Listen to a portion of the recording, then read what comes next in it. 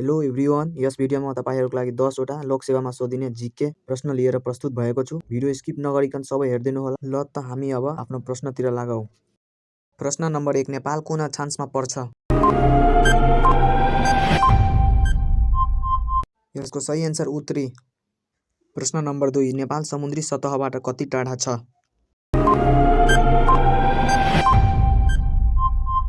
यसको सही answer 1127 kilometre.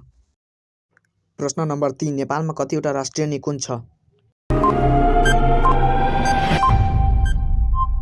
यसको सही आन्सर 13 वटा। प्रश्न नम्बर 4, नेपालमा कतिवटा संरक्षण क्षेत्र छ?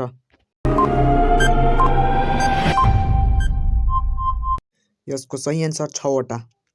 प्रश्न नम्बर 5, नेपालमा कतिवटा राष्ट्रिय विभूति छ?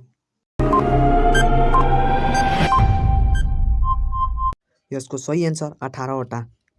प्रश्न नम्बर 6, नेपालमा मध्य प्रदेशको नामकरण कहिले गरियो? यसको सही आन्सर 2078 माघ 3 गते। प्रश्न नम्बर 7, अन्तर्राष्ट्रिय पर्वतीय संग्रहालय कहाँ छ?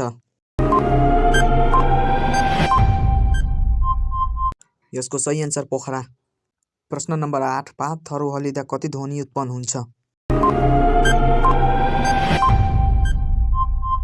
यसको सही आन्सर 10 डेसिबल। प्रश्न नम्बर 9, इन्सुलिन कुन विषयसँग सम्बन्धित छ?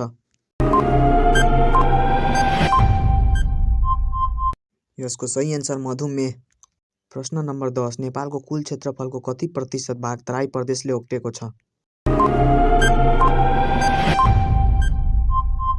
यसको सही आन्सर 17%। भिडियोलाई एउटा लाइक र सब्स्क्राइब गरिदिनु होला। अब हामी अर्को भिडियोमा भेटौँला।